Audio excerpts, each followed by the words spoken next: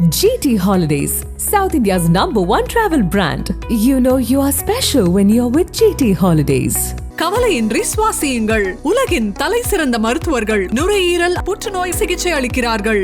தங்கம் புற்றுநோய் சிகிச்சை மையம், நாமக்கல் மற்றும் கான்பூர்.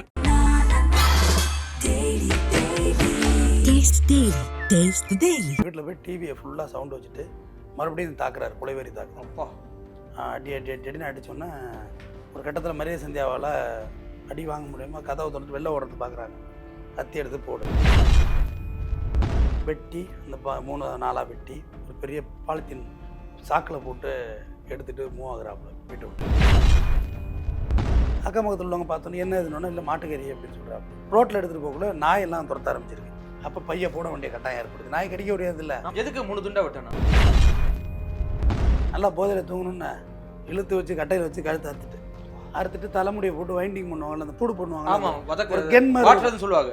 கென் மாதிரி இருக்கும், அது கொஞ்சம் ஃபயர் வரும் அதில். ஆமாம், அந்த கென் வச்சு தலைமையெல்லாம் பொசிக்கிட்டு பீஸாக வெட்டி பிரியாணி போட்டு, பிரியாணி முழுசாக பிரியாணி போட்டுட்டு ஒரு பீஸ் கூட இல்லை. அவ்வளோ பாயிலார வரையும் அந்த பொண்ணோட மனநிலை எப்படி இருக்கு நீங்களே சொல்லுங்க. அவ்வளோ வெற்ற சமயமா இருக்கு. கிங் டிவி நேயர்களுக்கு வணக்கம். இன்றைய நேர்காணலில் நம்மோடு இணைந்திருக்கும் சிறப்பு விருந்தினர் குற்றவியல் வழக்கறிஞர் டாக்டர் RS தமிழ்வந்தன் அவர்கள். சார் வணக்கம். வணக்கம். நேற்று ஒரு சம்பவம் குமரி மாவட்டத்தில் நடந்த சம்பவம் அஞ்சுகம் கிராமத்தில் நடந்திருக்கு. பால்குளம் பகுதியில் பார்த்தீங்கன்னா மனைவியை 3 துண்டா வெட்டி கொண்டிருக்காரு. இந்த வழக்கோட பின்னணி என்ன சார்? மனைவி பேர் மரிய சந்தியா, கொலை செய்தவர் பேர் மாரிமுத்து. 2 பேரும் கல்யாணம் ஆகி 2 குழந்தைங்க இருக்குது. குடிசை மாட்டு வாரியம், அந்த பகுதியில் உள்ள அடுக்குமாடி குடிசை மாட்டு வாரியத்தில் வாழ்ந்துட்டு இருந்திருக்காங்க. மாரிமுத்துக்கு மனைவி மரியா சந்தியா மேலே சந்தேகம் இருந்துக்கிட்டே இருந்திருக்கு. மரியா சந்தியா தூத்துக்குடியில் ஒரு மீன் எக்ஸ்போர்ட் கம்பெனியில் ஒர்க் பண்ணிட்டு இருந்திருக்காங்க. அடிக்கடி சந்தேகப்படுறது, சண்டை போடுறது, இதுவாக இப்படியா வாழ்க்கை. 2 குழந்தைகள் 2 குழந்தைகள் இப்படியே போயிட்டே இருந்திருக்கு. இப்போ இடையில ரீசெண்டாக சண்டை ரொம்ப முத்தி போனப்போ மரியா சந்தியா இல்லை இன்னமும் உன்னோட வாழ முடியாது, இதுக்கு மேலே ஜேர்னி பண்ண முடியாதுன்ட்டு போயிடுறாங்க. ஒரு 4 நாள் ஆச்சு அவங்க போயிடுறாங்க. இவர் மறுபடியும் ஃபோனை போட்டு பேசி வா வந்துடு நம்ம வாழ்ந்துக்கலாம் அப்படி இப்படின்னு ஏதோ அவர் கன்வின்ஸ் பண்ணி வரவழைச்சிட்டாப்புல. வந்தோடனே ஆட்டோவிலேருந்து இறங்கினோடனே சண்டை முத்துது, அங்கேயே போட்டு அடிக்கிறாப்புல. அடிச்சுட்டு மறுபடியும் சரி வீட்டுக்குள்ளே போய் பேசிக்கலாம் அப்படின்னு சொல்லிட்டு ரோட்டில் போட்டு அடிச்சிருந்தது. வீட்டில் போய் பேசிக்கலாம் வான்னு சொல்லி வீட்டுக்கு போகிறாங்க. வீட்டில் போய் டிவியை ஃபுல்லாக சவுண்ட் வச்சுட்டு மறுபடியும் தாக்குறாரு, கொலைவெறி தாக்கு. அப்பா அடி அடி அடி அடின்னு அடித்தோன்னே ஒரு கட்டத்தில் மரிய சந்தியாவால் அடி வாங்க முடியாமல் கதவை திறந்து வெளில ஓடுறது பார்க்குறாங்க. கத்தி எடுத்து போட்டுட்டு அவங்க இறந்த உடனே வெட்டினோடனே இறந்துடுறாங்க. 3 வெட்டு வெட்டினோடனே ஒரு வெட்டு இந்த இந்த இந்த இந்த இந்த போலரில் இந்த காலர் போனில் ஒரு வெட்டு, வயிறு பகுதிகளில் வெட்டு விழுந்தோன்னே இறந்துடுறாங்க. சம்பவ இடத்துலையே இறந்தோடனே சரி இது என்ன பண்ணுறது பார்த்துட்டு அடுத்தது வெட்டி அந்த 3-4 வெட்டி ஒரு பெரிய பாலித்தீன் சாக்கில் போட்டு எடுத்துகிட்டு மூவ் ஆகுறாப்புல வீட்டை விட்டு. மூவ் ஆனாலும் பக்கத்தில் உள்ளவங்க அக்கம் பக்கத்தில் எல்லாம் பார்ப்பாங்கள்ல, அப்போ உங்களுக்கு தெரியும் சண்டை நடக்குது போகுதுன்னு. அக்கம் பக்கத்தில் உள்ளவங்க பார்த்தோன்னே என்ன இதுன்னு, இல்லை மாட்டுக்கறி அப்படின்னு சொல்கிறாப்புல. ரோட்டில் எடுத்துகிட்டு போகக்குள்ள நாயெல்லாம் துரத்த ஆரம்பிச்சிருக்கு. அப்பா ஏன்னா ரத்த வாடையில் கவுச்சி, பிளட்டோட ஸ்மெல்லு பயங்கரம். அதுவும் மனித ரத்தம் ரொம்ப கவுச்சி அடிக்கும். மற்றதை விட மற்ற அனிமல்ஸை விட மனித ரத்தம் அதிக வாடகை உள்ளது. ரோட்டில் எடுத்துகிட்டு போய் நாய் துரத்த ஆரம்பிக்குது. 4-5 நாய் ரவுண்டு கட்டுது. அப்போ பைய போட வேண்டிய கட்டாயம் ஏற்படுது. நாய் கடிக்க முடியாது. இல்லை ஆமாம், போட்டோன்னு பார்த்தா தலை உடல் பகுதிகள் அதில் இருக்குது. எதுக்கு 3 துண்டா வெட்டணும்? டிஸ்போஸ் பண்ணணும்ல. ஒரு பெரிய பாடியை தூக்கிட்டு போகிறது எப்படி டிஸ்போஸ் பண்ண முடியாதுல்ல. இவ்வளோ பெரிய இமயமலை இருக்குது, அது அப்படியே தான் இங்கே கொண்டு வரணும்னா கொண்டு வர முடியாது. கல்லுகள்லாம் உடைச்சா இமயமலையை கொண்டு வந்துடலாம்ல. இவ்வளோ பெரிய உருவத்தை அப்படியே தூக்கிட்டு போய் வெளியேற்ற முடியாது. பீஸ் ஆக்கிட்டிங்கன்னா ஈஸிங்கிறது தான் அதோட விஷயம். இது ரொம்ப கொடுமையான சம்பவம். 2 குழந்தைங்க இருக்குது, அதான் வாழலன்னு போயிட்டு அதோட விட்டுருக்கலாம். அப்புறம் இவரை கேட்டப்போ முன்னுக்கு பின் முரணாக பதில் சொல்கிறாரு. மாட்டுக்கறிங்கிறாரு.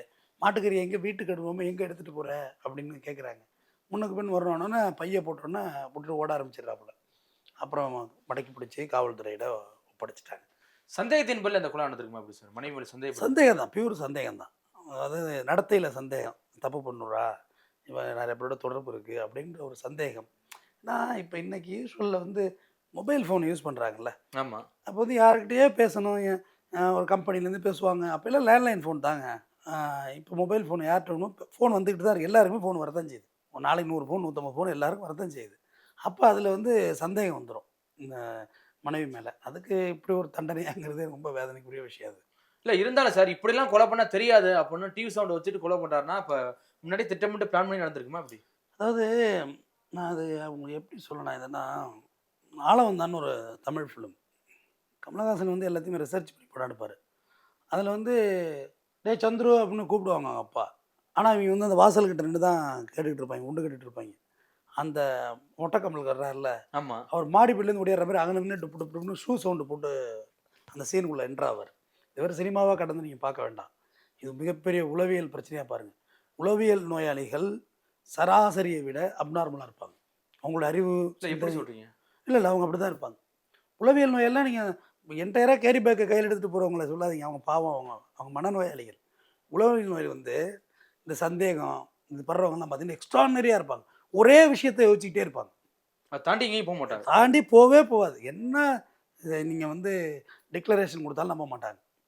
அது நெருப்புலே நான் இறங்குறேன் அப்படின்னு சந்தியா மரிய சந்தியா சொல்லியிருந்தாலும் ஏற்றுக்க மாட்டாங்க. அவங்களோட நம்பிக்கை பிரச்சனை இல்லை. அவங்களோட பிரச்சனை அதுதான். இவங்களும் நல்ல மருத்துவர்கள்ட்ட தான் அழைச்சிட்டு போகணும். சந்தேகப்பட்டு இதே சந்தியாங்கிற பேரில் சென்னையில் ஒரு மர்டர் நடந்துச்சு. வெட்டி அங்கங்கே துரப்பாக்கம் அங்கெல்லாம் போட்டு போயிட்டாங்க. கணவரே போட்டு போனது நடந்துச்சு, சென்னையில் தான் நடந்துச்சு. உதாரணத்துக்கு இந்த ஸ்டோரி வந்து எனக்கு இதோட ஒரு சின்ன கதையை சொல்ல நினச்சேன். ஊர் பேர் வேண்டாம். கணவன் தினம் குடிச்சிட்டு வந்து டார்ச்சரு. அந்த லேடி வந்து மாட்டு பீப் பிரியாணி கடை போடுறது தான் அந்த லேடியோட வேலை. இந்த தட்டை சாலை இழுத்துட்டு போய் வச்சு போடுறது. உச்சக்கட்ட டார்ச்சரு தாங்கலை. படாத பாட்டு டெய்லி வந்து படுத்தணுன்னு நல்லா போதையில் தூங்கணுன்னு இழுத்து வச்சு கட்டையில் வச்சு கழுத்து அறுத்துட்டு தலைமுடியை போட்டு வைண்டிங் பண்ணுவாங்கல்ல. அந்த புகைச்சு இந்த எரிப்பாங்க தெரியுமா, அந்த ஆட்டுக்கறி அப்படி சூடு பண்ணுவாங்க. கென் மாதிரி சொல்லுவாங்க. கென் மாதிரி இருக்கும். அது கொஞ்சம் ஃபயர் வரும் அதில். ஆமாம். அந்த கென் வச்சு தலைமையெல்லாம் பொசிக்கிட்டு பீஸாக வெட்டி பிரியாணி போட்டு பெரிய அண்டா வச்சு பிரியாணி முழுசாக பிரியாணி போட்டுட்டு ஒரு பீஸ் கூட இல்லை, ஒரு பாடியை முழுசாக பிரியாணி போட்டு அந்த ரிச்சால வச்சு நைட்டு தள்ளிட்டு போகுது. கொண்டு போய் கொட்டி விட்ருவோம், கூவம் போன்ற பகுதிகளில் கொட்டிடுவோம்னு பிளான் பண்ணு. கேட்டால் பிரியாணி மீந்து போச்சு கொட்டுறோம் அப்படின்னு நினச்சிக்கிட்டு இது பெட்ரோல் அந்த வழியாக போகிறாங்க. நம்ம போலீஸுக்கே சொல்ல வேணாம். பெட்ரோல் போடுவாங்க. என்ன இருக்கா டெய்லி பார்க்குறவங்க என்ன இருக்கா சாப்பாடு இருக்கான்னு, இல்லையா முடிஞ்சு போச்சியான்னு இருக்காரு. பேசிக்கிட்டே டமராவை எடுத்துருக்கா. பார்த்தா ஃபுல்லாக பிரியாணி கத்துன்னு சட்டி அண்டா நிறையா இருக்குது. இருந்தோன்னே என்ன பிரியாணி தான் இருக்கம்மா அப்படின்னோடனே இதை அப்போ பள்ளி விழுந்துட்டு வேறு ஏதாவது சொல்லியிருந்தா பொழிச்சிருக்க போகுது.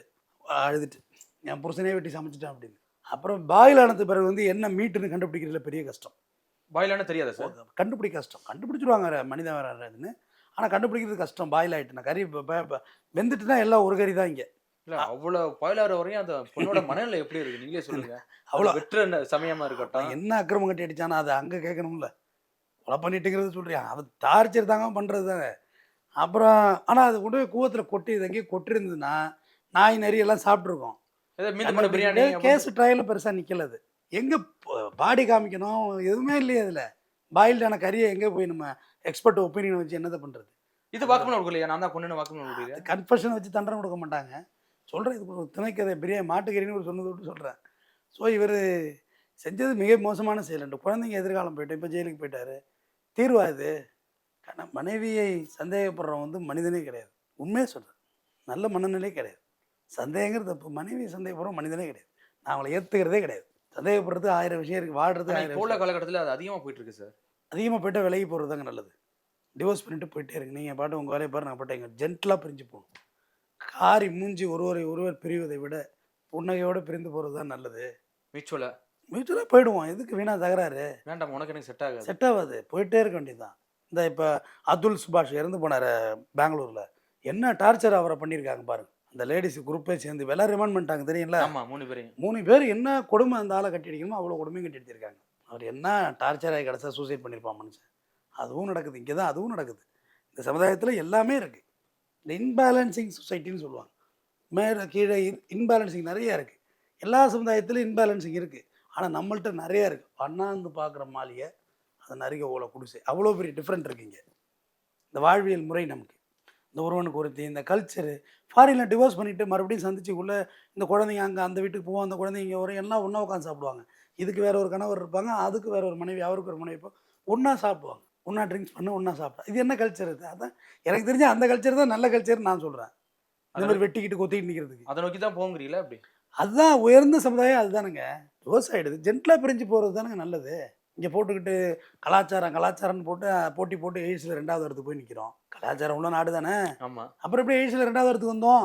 பதில் கிடையாது இதுக்கு. அப்போ அதே மாதிரி இப்போ சோசியல் மீடியா வளர்ந்ததுக்கு அப்புறம் இது மாதிரி கொலைகள் அதிகமாக நடக்குது சார். யூடியூப்பில் பார்த்து பாம் செஞ்சாங்கிறான், யூடியூப்பில் பார்த்து துப்பாக்கி செஞ்சாங்கிறான். செயின் இருப்பது எப்படி அப்படின்னு யூடியூப்ல பார்த்து செயின் அறுத்துருக்கா. இதெல்லாம் வந்து நம்ம அதிநவீன டெக்னாலஜி நம்மள்ட்ட இருக்குது. இந்த மொபைல் ஃபோன் வந்து மனிதனுடைய டிவி சவுண்ட் வச்சா சத்தம் கேட்காதுன்னு இதே யூடியூப்பை பார்த்து தானே கற்றுருப்பான். எவ்வளோ படங்கள் கற்றுக் கொடுக்குது, சினிமா கற்றுக் கொடுக்குது உங்களுக்கு. வெல் எஜுகேட் பண்ணுறது எல்லாமே நம்மளை சுற்றி உள்ள இந்த சொசைட்டி தான் நம்மளை எஜுகேஷன் பண்ணும். இந்த சமுதாயத்தை ரொம்ப ஒத்து பாருங்கள், அது உங்களுக்கு பாடம் கற்றுக் கொடுத்துக்கிட்டே இருக்கும். இப்போ இதில் வந்து பார்த்தீங்கன்னா மனைவியாக கொண்டுட்டாரு, இவர் ஜெயிலுக்கு போகிறாரு. அந்த குழந்தைங்க நிலைமை நம்ம மனைவி சைடு யாரையும் எடுத்து வளர்க்கணும். இப்படி இந்த மாதிரி கணவருக்கு கணவர் சைடு ஆள் இருக்கா என்னன்னு தெரியல. குழந்தைங்களோட நிலைமை கேள்விக்குறி தான். எவ்வளோ ஒரு வேதனையான விஷயம் நினச்சி பாருங்கள். அதுங்களுக்கு என்ன செய்யும், நம்மளால் இந்த உலகத்துக்கு வந்த ஒரு ஜெராக்ஸ், நம்மளோட பிரதி, நாம் வாழ்ந்த வாழ்க்கைக்கு சான்றாவது இன்னொரு உயிர் தான், அதான் குழந்தை. அந்த குழந்தை இல்லாமல் அவன் வந்து வர்றம் கிடக்கிறான். வாங்க வடபழனி ஹாஸ்பிட்டலில் உங்களை அழைச்சிட்டு போகிறேன். வர்றம் கிடக்குறாங்க. நாளைக்கு முன்னாடி பெட்டி கட்ட சொத்து பத்து எழுதி விற்று குழந்தை பார்க்கணும் அந்த அளவுக்கு போயிட்டு. ஆனால் நமக்கு கிடைச்ச ஒரு அற்புதமான வாழ்க்கை நெறியாளர் இது. உண்மையே சொல்கிறேன், ரொம்ப சந்தோஷமாக நிறைவாக வாழணும். நான் நேர்களுக்கு சொல்கிறது அதுதான். நமக்கு கிடைச்சிருக்கிறது ரொம்ப நல்ல வாழ்க்கை. இந்த பாருங்கள், என்னை பேட்டி எடுக்கிறீங்க, கேள்வி கேட்குறீங்க, எவ்வளோ வெளிச்சம் இருக்குது, வழக்கறிஞர்னு இருக்குது, நமக்கு சாப்பிட 3 வேளை சாப்பாடு, நல்ல சாப்பாடு இருக்குது, கிழியாத ட்ரெஸ் இருக்குது, ஒழுவாத வீடு இருக்குது, நிம்மதியாக இருப்போமே. நம்ம அதை தாண்டி வேறு என்ன வேணும் நமக்கு இந்த உலகத்தில்? இந்த பிரபஞ்சம் எல்லாமே கொடுத்து தான் இருக்குது. கல்யாணம் ஆகாமல் எத்தனை பேர் 90s கிட்ஸ்னு போட்டு மீம்ஸ் போட்டுட்ருக்காங்க. ஆமாம், கலாய்ச்சிட்டு இருக்காங்க. மரியா சந்தியா கல்யாணம் இருக்குது, குழந்தைங்க இருக்குது, எல்லாமே இருக்குது. உள்ள நிம்மதியாக வாழ வேண்டியது தானே. அது மது ஒரு முக்கியமான காரணம் நெறியாளர். நான் அதை வந்து மறுக்கவே மாட்டேன். மது மிக முக்கியமானது. மது பழக்கத்தோட உச்சம் என்னென்னா, ஒன்று தற்கொலை பண்ண வைக்கும், என்ன கொலை பண்ண வைக்கும். ஒன்று கில்ட்டி கான்சியஸில் நீங்கள் செத்துருவீங்க, சூசைட் பண்ணுவீங்க, இல்லை கண்டிப்பாக நீங்கள் கொலை செய்வீங்க. என்ன பண்ணுறேன்னு தெரியாமல் பண்ணிடுவோம். சுத்தமாக டோட்டலாக ஒரு 4 நாள் அந்த செருமுலை வந்து தினம் ரெக்கவரி ஆகி வரும். ஒரு கட்டத்துக்கு மேலே அது ரெக்கவரி ஆகாதது. அது எடுத்தது தான் சரின்னு முடிவெடுக்கும். இப்போ இந்த மாரியத்து கூட அந்த மனநிலையில் இருந்திருப்பாரா? மைண்டு கெட்டு போச்சு, பிரெயின் கெட்டு போச்சு. அதான் பிரிஞ்சு போயிட்டுலங்க 4 நாள் நான் வரலன்னு. அது திருப்பி கூப்பிட்டோன்னு சரி வாழ திருந்திட்டான் போல இருக்கு. திரும்பி வந்திருக்குது. அங்கேருந்து வந்தோடனே இங்கே சோழி முடிஞ்சுது. இது ரொம்ப நாளைக்கு முன்னாடி புரியாத புதிர்னு ஒரு படம். புரியாத ரகுவரன் கே.எஸ். ரவிக்குமாரோட முதல் படங்கிறது. முதல் படம் கலைஞருடைய வசனம் நினைக்கிறேன். ஆமாம், அது எனக்கு சரியாக ஞாபகம் இல்லை. முதல் படம் கே.எஸ். ரவிக்குமார். அதில் வந்து தப்பே பண்ணியிருக்க மாட்டாங்க. யார், ரேகா. ஐ நோன்ட்டு இவர் அதை டார்ச்சர் பண்ணுவார். அது ஒரு உளவியல் நோய். இது எல்லாருக்கும் இங்கே எல்லா விஷயமும் தெரியும். ஆனால் மனைவியை டாமினேட் பண்ணுறது இது கண்டிப்பாக சைக்காலஜி பிரச்சனை தான். மனைவி மீது சந்தேகப்படக்கூடாது. அப்படி சந்தேகம் வருது, வாழ முடியலைன்னு நீங்கள் முடிவெடுத்தா கட்டாயம் நாகரிகமாக பிரிஞ்சு போகணும். நன்றி. மிக்க நன்றி sir. GT Holidays, South India's #1 travel brand. You know you are special when you're with GT Holidays. கவலையின்றி சுவாசியுங்கள். உலகின் தலை சிறந்த மருத்துவர்கள் நுரையீரல் புற்றுநோய் சிகிச்சை அளிக்கிறார்கள். தங்கம் புற்றுநோய் சிகிச்சை மையம், நாமக்கல் மற்றும் கான்பூர். Taste the Daily.